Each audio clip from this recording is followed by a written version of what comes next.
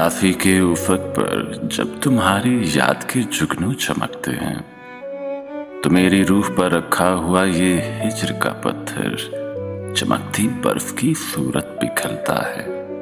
अगरचे यूं पिघलने से ये पत्थर संगरेजा तो नहीं बनता, मगर एक हौसला सा दिल को होता है।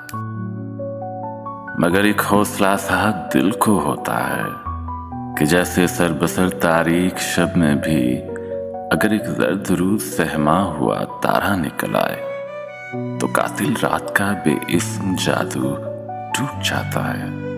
मुसाफिर के सफर का रास्ता तो कम नहीं होता, मगर तारीख की चिलमन से कोई भूला हुआ मंजर अचानक जगमगाता है।